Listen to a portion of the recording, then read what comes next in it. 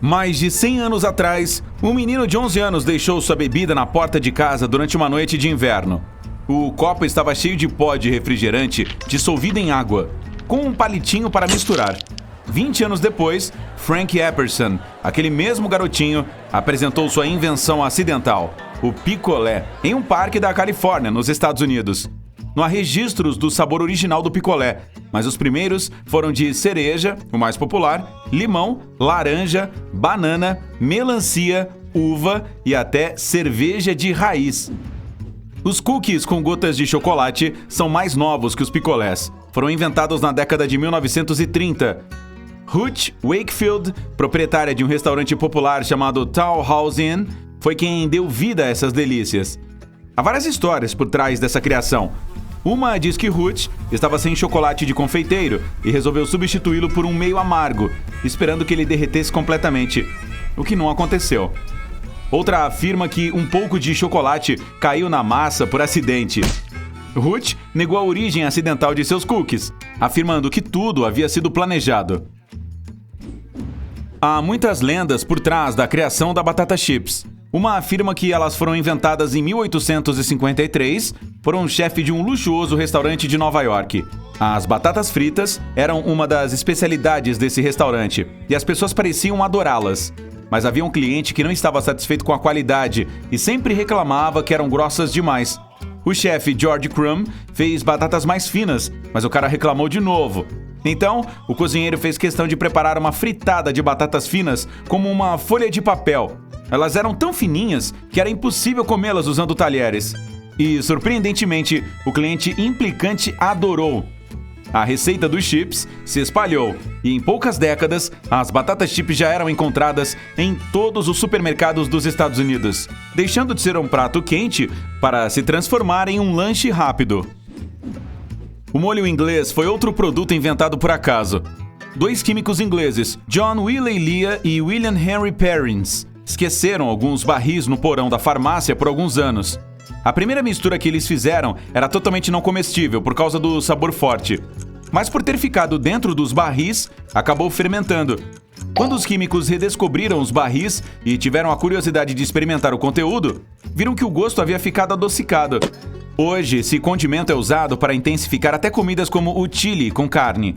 O molho inglês faz parte do quinto sabor, umami, que significa apetitoso, o que explica seu bom gosto. O tofu, ou coalhada de soja, foi inventado muitos séculos atrás. Uma das teorias que explicam sua origem diz que ele foi criado por um príncipe chinês. Outra afirma que surgiu de uma mistura de feijões cozidos com sal marinho. O sal era bem impuro, então continha cálcio e magnésio. Esses ingredientes fizeram com que a mistura de feijão ficasse com uma consistência de coalhada. Outra lenda diz que um pouco de nigari, uma espécie de sal marinho evaporado, caiu acidentalmente em um pouco de leite de soja. Hoje em dia, os médicos nos mandam ficar longe da Coca-Cola, mas ela foi inventada por John Pemberton, que tinha diploma médico e era farmacêutico. O vinho de coca francês de Pemberton era utilizado inicialmente como remédio para dores intensas, dores de cabeça e tônico para os nervos. Em 1886, uma lei proibiu seu uso e John teve que mudar a receita tirando o álcool. Mas uma coisa permaneceu, a noz de cola, que dá o sabor inconfundível a essa bebida. Algumas lendas dizem que John colocou água gaseificada nela por acidente, mas na verdade é que ele sabia bem o que estava fazendo. Pemberton pensou que as bolhas seriam uma substituição saborosa para o álcool. A cola de John é definitivamente a precursora da Coca, mas a bebida de hoje é bem diferente da receita original. O sanduíche foi inventado por acaso também. Nos anos 1700, John Montagu, o quarto conde de Sandwich, mandou seu criado preparar um lanche simples, que pudesse ser comido sem talher algum. Ele pediu que o empregado colocasse carne entre duas fatias de pão. Lord Sandwich era viciado em jogos de cartas. Então, poderia comer esse lanche sem interromper o jogo nem engordurar as mãos. As pessoas começaram a pedir para ter o mesmo do Sandwich, quando estavam fazendo algo importante, e pouco depois o prato acabou recebendo esse nome. O ketchup que comemos hoje foi tão modificado ao longo dos anos que não tem nada a ver com sua receita original. Ele surgiu no século XVII, quando os chineses fizeram uma mistura de peixe em conserva e especiarias, chamando-a de um nome parecido com ketchup. e que significava salmoura de peixe. Os ingleses experimentaram esse molho pela primeira vez 100 anos depois. A versão dos britânicos tinha cogumelos, cebolinha e até nozes. Mais tarde, a palavra ketchup mudou de significado e era usada para qualquer molho de cor escura. O primeiro ketchup de tomate tinha anchovas na receita, o que mostra sua relação com o antigo molho de peixe chinês. Os nachos não são uma comida mexicana tão antiga. Eles foram inventados em menos de 100 anos atrás. Inácio Anaya, cujo apelido era Nacho, foi quem criou essa iguaria nos anos 40.